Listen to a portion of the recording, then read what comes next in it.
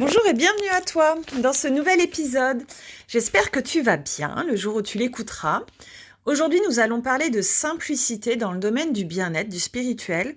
On va prendre un petit peu de recul face à ce principe qui pourrait nous amener vers de la simplicité nocive, voire auto-limitante. Bienvenue à toi, je suis Marine. Si tu ne me connais pas, j'accompagne les femmes vers l'excellence de la conscience de soi pour que chacune déploie son ambition avec sérénité et alignement à son écologie personnelle. Bienvenue à toi. Quand nous évoquons la détente dans le yoga, le spirituel, le zen, on a souvent une image de moine tibétain, de graines de chia, de Dalai Lama, d'une retraite au milieu de nulle part, de se contorsionner ou de rester immobile à méditer. Donc ça va être associé à des couleurs neutres, reposantes, à peu de lumière, peu de bruit, du calme, de l'immobilité.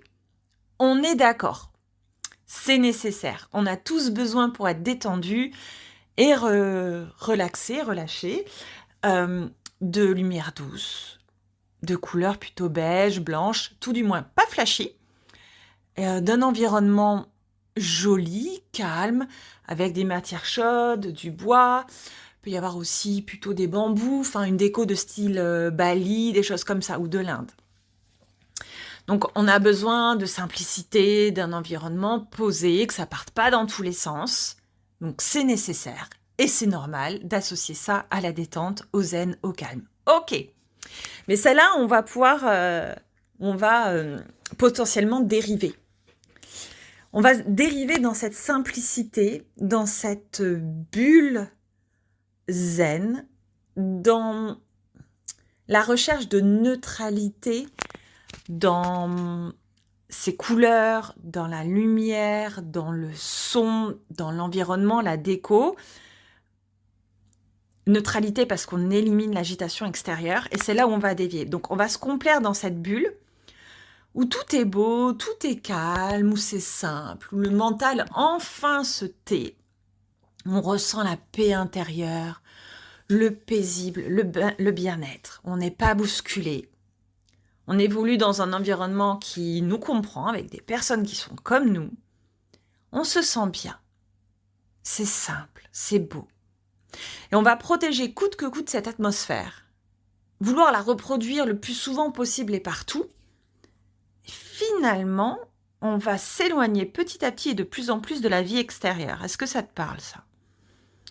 Donc à ce moment-là, on va se renfermer de plus en plus sur soi dans notre bulle, qu'on protège, notre zone, notre espace. Est-ce que ça te parle? Et donc, on va être de plus en plus seul, mais sans vraiment s'en rendre compte. Parce que bien sûr, quand on est avec soi-même, on ressent, logiquement, à part si on est bipolaire, une profonde sérénité. Quand on médite, quand on évolue sur notre tapis. Parce qu'on ne peut être qu'en accord avec nous-mêmes. C'est logique. Donc sans s'en rendre compte, on va s'éloigner de l'extérieur pour ne pas provoquer de l'inconfort, du conflit, se sentir bousculé, raviver des blessures. Donc on va rester avec soi-même parce qu'avec soi-même, on est toujours d'accord. Et moi-même, j'ai fait cette déviance pendant plusieurs mois.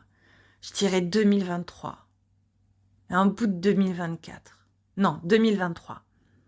Petit à petit, je me suis mise dans ma bulle. Et on oublie que le yoga, c'est l'union de nous tous. Souvent, on pratique seul sur notre tapis. Et qu'est-ce qu'on est bien avec nous, entre nos quatre coins de tapis. Mais on s'éloigne de l'extérieur. On reste dans notre bulle anesthésiée. Et donc, moi-même, donc en 2023, au bout d'un moment, je me disais, waouh, qu'est-ce que je me sens bien en ce moment. Bah ouais, t'es seule avec toi, forcément que t'es bien.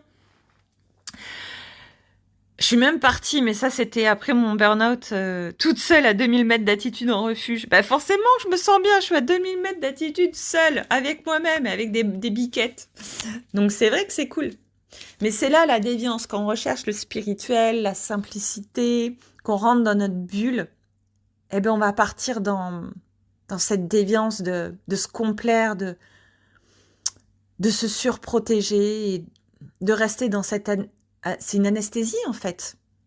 On se calfeute dans un environnement aseptisé pour éviter les vagues de l'extérieur. Et là, on ne peut pas se rencontrer, finalement parce qu'on reste qu'avec une version de soi qui n'est pas bousculée. Et là où on avance le plus, c'est dans l'inconfort. C'est faire face à ses peurs, à ses doutes. Si tu restes qu'avec une version de toi qui se sent bien parce qu'elle est seule, donc finalement c'est la version de toi qui a peur de l'extérieur, qui est bousculée par l'extérieur, qui n'aime pas l'inconfort, mais tu vas pas te rencontrer pleinement et tu vas pas avancer. Tu vas rester figé dans tes peurs, dans tes doutes, dans tes blessures. Tu vas pas travailler dessus puisque jamais tu as des situations qui te permettent de travailler dessus. Donc là, encore une fois, c'est d'équilibrer, c'est de prendre du recul sur ce qu'on fait, d'observer comment on se sent, sans décortiquer à outrance. Ça peut vraiment aussi être une déviance du développement personnel. D'être témoin, de faire le choix de rester dans sa bulle parce que là, aujourd'hui, j'en ai besoin. Ou de faire le choix de prendre contact avec l'extérieur. Parce que sinon, je sais que je rentre dans ma bulle parce que j'ai peur. C'est juste être OK avec son choix. Et moi, encore maintenant, si on me propose une activité, une sortie, souvent, mon premier réflexe, c'est, mais ça, c'est lié à 2024, oh là là, mon énergie, comment est-ce que je vais pas être trop fatiguée? Ou attention, il faut que je protège ma bulle. Et donc là, encore une fois, c'est pas partir dans des déviances de comportement et parfois de dire oui à des activités et des sorties. D'être conscient de ses choix, même s'il y a toujours une part inconsciente. Faut pas se leurrer. Mais d'être au maximum en posture de témoin de ce qu'on fait. Donc observe si tu t'éloignes du monde extérieur par peur d'être blessé, réactivé, stressé. Ne t'enferme pas dans ta bulle de spirituel, dans ta simplicité à outrance. Il faut équilibrer. Donc dis-moi si ça te parle, cette simplicité nocive qui crée une bulle aseptisée, qui est pas bonne. Autre limite, autre déviance. Partir dans la simplicité et un contentement nocif, qui est aussi relié à la déviance de la gratitude. Moi, je remercie tous les jours. Peut-être moins en ce moment, mais j'ai ce sentiment de remerciement, de gratitude de ce que j'ai. Mais à un moment, on peut franchir la ligne de ne plus avoir envie de plus, de mieux, de limiter nos désirs, nos envies, nos souhaits, parce qu'on a déjà assez par rapport aux autres et à la misère du monde. Parce que c'est aussi pas très écologique ce qu'on désire, parce qu'il y a tellement de personnes qui seraient heureuses d'être à notre place, d'avoir ce qu'on a. Alors là, gros warning, on bascule dans le contentement nocif. Le contentement, c'est OK, c'est un des principes du yoga, je l'ai appris, je l'ai expérimenté, mais là, c'est limite. C'est merci, je vois ce que j'ai, ça satisfait à mes besoins. J'ai déjà 10 pantalons, est-ce que j'ai besoin d'un pantalon de plus, alors que j'en ai déjà 10 de la même couleur? Je suis reconnaissante, merci, je satisfais à mes besoins. Mais attention à ne pas s'auto-limiter. Sans s'en rendre compte, on va éteindre nos désirs. Et on va éteindre notre lumière intérieure, notre flamme. Et ça, je l'ai vraiment ressenti en 2024. Bon, là, attention parce que, je dis attention 36 fois dans ce podcast, c'était combiné à mon burn-out, à ma dépression. Mais je me souviens que je répétais tout le temps, j'ai perdu ma lumière. Je suis éteinte. J'ai perdu ma flamme. Ça vibre plus en moi. Je ressens plus rien. Je ressens plus la vie. Je ressens plus mon énergie. Je me suis éteinte. Et en fait, j'avais censuré beaucoup de mes désirs. J'étais à un an et demi après mes premiers cours de yoga. J'étais jeune professeur, et je me souviens que je limitais. Je me souviens qu'au début, je m'habillais pas avec des couleurs flashy ou vraiment des leggings très très classiques, des couleurs très neutres. Je voulais pas faire trop. Je voulais vraiment rentrer dans le cadre, qu'on me prenne au sérieux, être légitime. Et je me suis aussi dit: «Ah, mais pour connecter à mon énergie, pour connecter à des plans de moi plus spirituels, faut vraiment que j'élimine toute la drogue», je prends pas de drogue, lapsus peut-être, que j'élimine l'alcool, il faut que je sois sage, il faut que je sois pure, tu vois? On peut vraiment s'embarquer là-dedans, hein. Mes désirs sont trop impurs, ils brillent trop, je fais trop de vagues. Je colle pas à l'image attendue du milieu du spirituel. Et je me disais qu'en n'écoutant pas tous mes désirs, j'allais accéder à des pans de moi plus subtils et au bien-être, à la sérénité que je recherchais. Alors là, gros warning, tu vas t'éteindre. tu vas t'éteindre. Et donc moi, si tu me suis sur les réseaux, notamment Instagram, depuis quelques semaines, j'ai changé mon image. C'est beaucoup moins lisse, c'est beaucoup moins polissé, c'est beaucoup moins gnangnan. Je m'ennuyais terriblement avec cette image du spirituel polissé.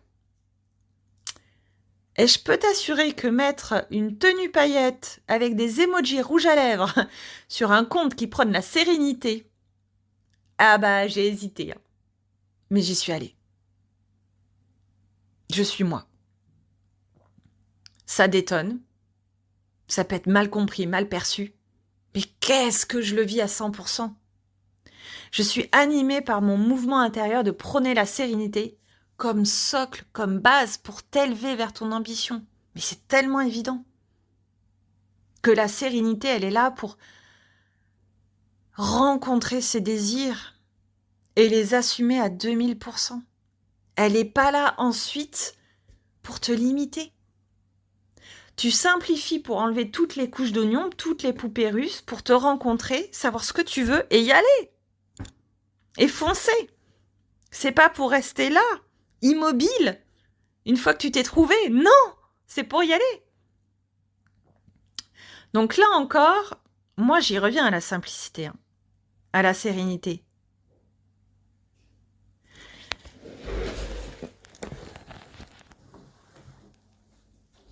Mais c'est pour ensuite, désolée, mais c'est pour ensuite y aller all-in, c'est pour pas t'éteindre. Donc moi, je prends une nouvelle norme de mélanger les paillettes au zen et au yoga. Il y a du chemin, mais je prends ce chemin et je le clame haut et fort. Alors chaque chose en son temps. Je vais pas mettre du Taylor Swift dans un cours de yoga avec une boule à facettes qui tourne sur le plafond. Ça, j'en aurais jamais envie, c'est hors de question. Mais je ne limite plus celle que je suis pour rentrer dans l'image normée, codée, que j'ai évoquée au début du podcast, de l'épisode. Manger des graines de chia, ne pas boire d'alcool, s'habiller en blanc. Ok ? Moi, je fais aussi vivre pleinement la Marine qui aime boire du champagne et qui veut plus que la vie qu'elle a actuellement. Même si je suis pleinement reconnaissante de ce que j'ai construit et de ce que j'ai aujourd'hui. Vraiment, je m'en rends compte. Donc attention à la simplicité nocive qui amène à suivre une image du zen codifiée et établie que l'on suit pour être accepté dans ce milieu. Et on finit par passer sous silence les autres parties de nous, mais qui étaient là pour nourrir notre flamme intérieure. Donc là, c'est pleinement de la conscience de soi, de l'observation de soi au quotidien à chaque instant. Est-ce que je fais, je pense pour suivre un mouvement ? Est-ce que je suis alignée ? Est-ce que je reste moi ? Donc je serais très curieuse de connaître tes ressentis, tes partages sur ce sujet. L'épisode se termine, j'espère qu'il t'aura parlé, qu'il t'aura plu, amené des pistes de réflexion. Écris-moi en commentaire ou retrouve-moi sur Instagram en privé si tu le désires. Et je te remercie vivement d'avance pour ta jolie note et un joli commentaire sur la plateforme sur laquelle tu as l'habitude d'écouter les épisodes pour faire vivre le podcast et qu'il soit diffusé au plus grand nombre. Prends bien soin de toi et à très vite.